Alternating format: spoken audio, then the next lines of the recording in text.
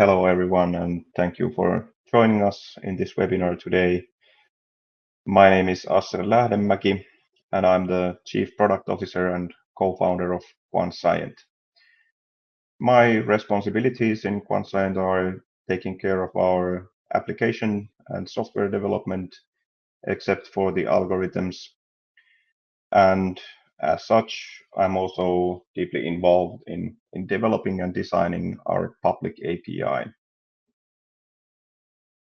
And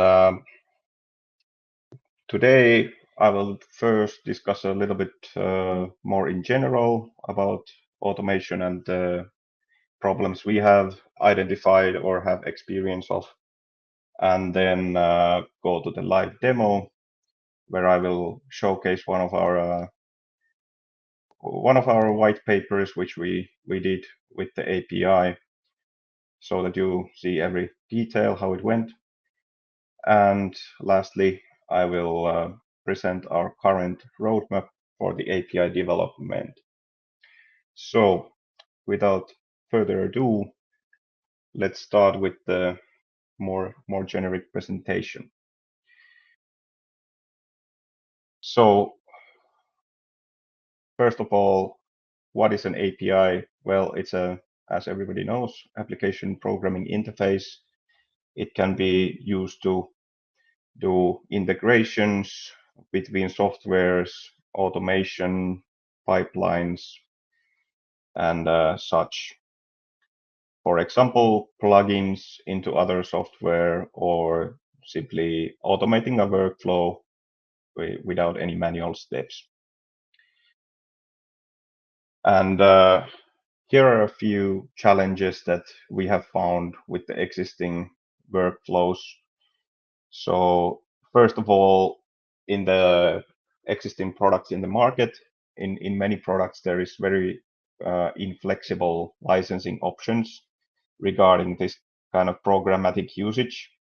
So if you want to grasp all the multi-physics aspects of your design, you might need different modules per physics with different costs. And also the distribution of those licenses is restricted. And if you want to scale it in your own or cloud hardware, you need multiple licenses and the costs can ramp up quickly. And in the existing market products, there is also limited interfacing. There are some APIs which, for example, use Java, which is starting to get a little bit old these days, not a popular choice in the scientific or engineering community anymore. There are also some Python interfaces, but their usability and clarity greatly varies. And in many cases, also you need a separate license to actually have this connectivity between softwares. And thus, it is still very common to rely on more traditional ways where you, for example, use files to communicate between software or launch the different software via command line interfaces and such. And one challenge is, of course, the local hardware. You are very much limited by it. What can you run, and how many simulations? And if you have a lot of hardware, you need to optimize its usage. If you have too little, getting more hardware can be tedious process, and also getting rid of extra hardware is not very cost effective. So what is different about Quanscient API then?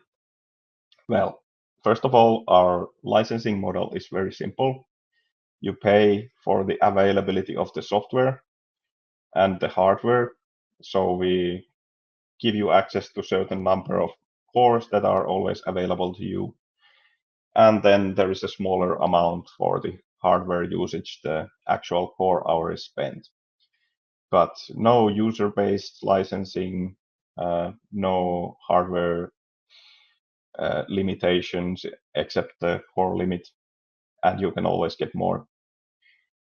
Then we have a modern API and SDK currently built with Python, but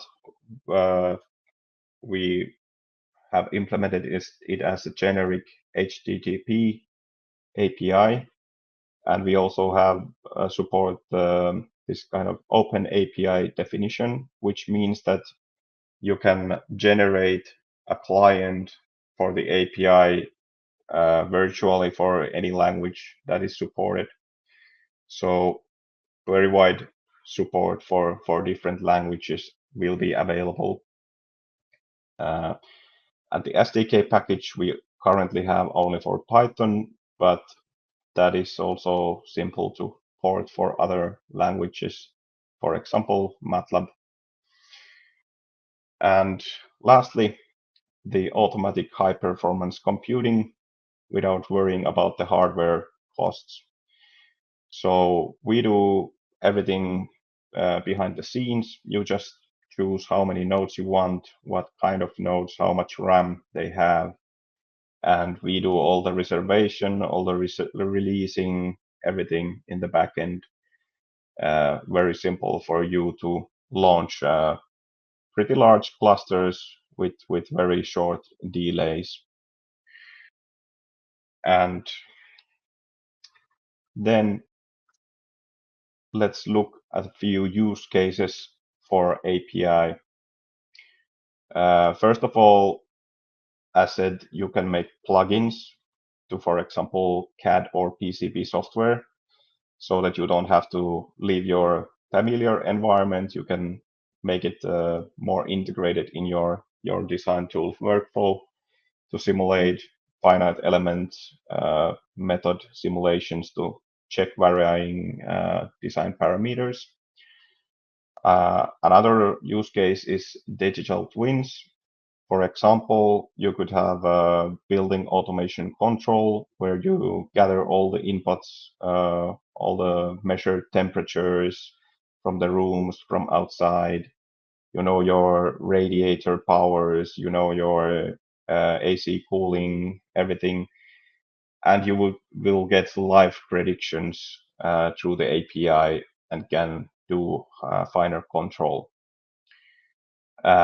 Then, of course, power users who just like to do everything in script because there are many things that you can automate even in your like human design workflow with starting with optimization algorithms and sweeps and custom formulations and such.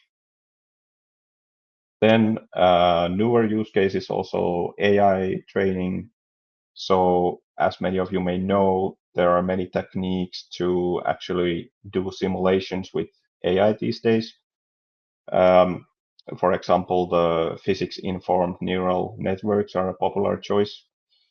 With Quanscient, you can simulate all of your parameter space and then just use that as a training input for your model to get more quick predictions. Then automated pipelines. For example, you can do a pipeline where certain design changes get always checked by the same simulations, basically with one click or even no clicks. And then, of course, simulation data management integration. You can automate versioning and downloading, backupping your data to your own systems or different systems. Then let's go to a customer case, which is basically the automated pipeline. So we are working with Proxima Fusion, who in turn are working with Atled engineering. And Proxima Fusion is designing stellarator-style fusion power plants, making the energy transformation in the future. And what they need is to simulate powerful electromagnets that are based on superconductors.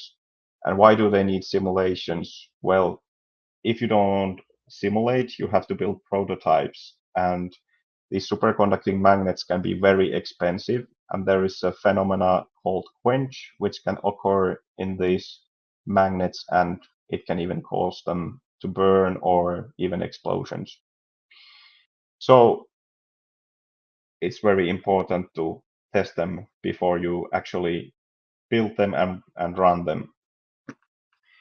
And a lot of variation is needed for optimal design. So here's what Proxima Fusion and Atled engineering did. On their part, they wrote all the meshing and tagging of that information, and then passing that to Quanscient API.